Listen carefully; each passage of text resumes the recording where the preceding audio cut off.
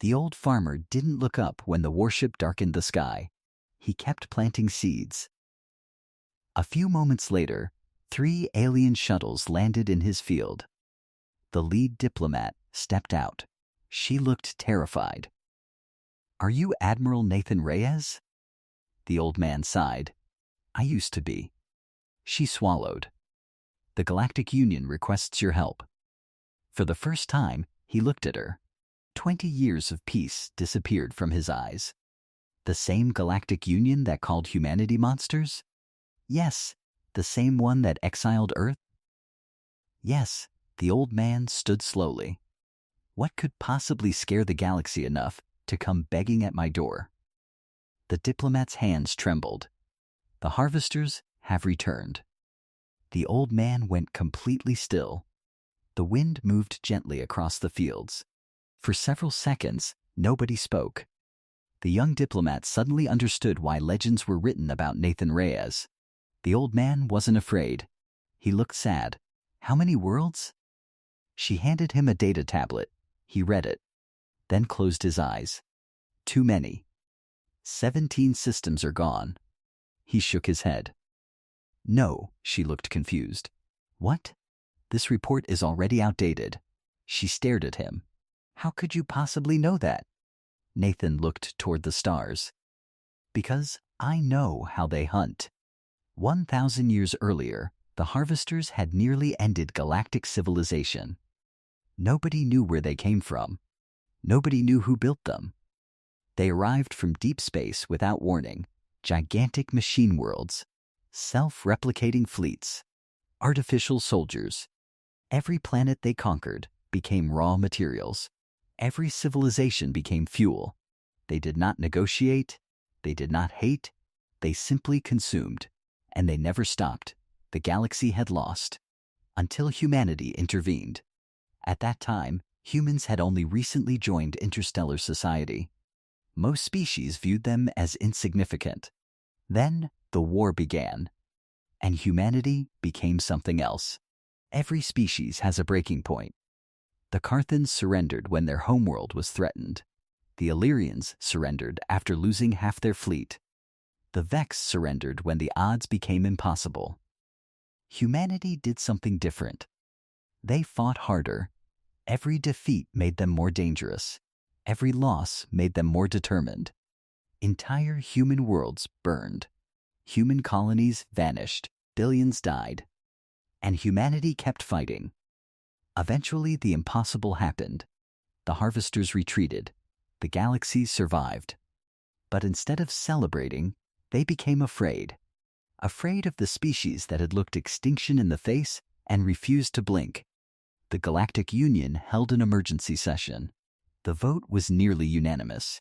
Humanity was too dangerous, too aggressive, too unpredictable. Earth was exiled. Trade ended. Diplomatic relations ended. The stars became silent. When the sentence was read, Admiral Nathan Reyes had only smiled. Then he spoke one sentence. "You are making a mistake." Nobody listened. Before leaving, he gave one final warning. The harvesters always come back. Now they had. The diplomat looked at him nervously. "We need your help." Nathan sighed. "I know. Will humanity fight?" He looked at the sunset. "Yes," she seemed relieved. Then he added, "Because innocent people are dying." The diplomat smiled. Then he said something that frightened her. "But you should understand something." "What?" "We're not fighting to save your governments." She frowned. "Then why?" Nathan looked directly at her. "We're fighting to save the people." Hours later, the diplomat's shuttle lifted off. As they entered orbit, she looked out the window. Then she froze. The dark side of the moon was glowing. At first, she thought it was a city. Then she realized the truth. It was a ship. No, thousands of ships. Gigantic shipyards, massive fleets, weapons larger than entire stations. She stared in disbelief. "How?" Nathan smiled. "Welcome to humanity's exile." The hidden fleet stretched for thousands of kilometers.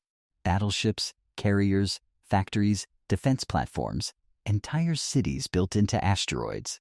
The diplomat couldn't speak. You built all this? Alone? Nathan nodded. We had 1,000 years. Why? He looked at the stars. Because we believed our warning would be ignored. The diplomat slowly turned toward him. You planned for this. Yes, you knew they would return. Yes, she swallowed. You've been preparing for war for 1,000 years. Nathan smiled sadly. Longer, the shuttle entered a massive hangar. Thousands of men and women waited. Admirals, scientists, soldiers, they all saluted Nathan. The diplomat looked confused. I thought you were retired. Nathan laughed. I am. Then who commands all this? Everyone in the hangar smiled. Nathan turned toward her. Humanity doesn't have a ruler. Then who makes the decisions? He looked around the room. We all do. At that moment, alarms sounded. A holographic map appeared. Another system had gone dark. System number 18. The room became silent. Nathan looked at the stars. They're moving faster than I expected. One of the admirals stepped forward. Orders? The old man took a deep breath. For 20 years he had been a farmer. For 20 years he had lived in peace. Now peace was over. He looked at the assembled fleet. Then he spoke the words the galaxy feared. Prepare the armada. Thousands of officers began moving. Humanity was going back to war. Far beyond known space, something ancient awakened. A machine intelligence older than empires. It observed humanity's hidden fleet.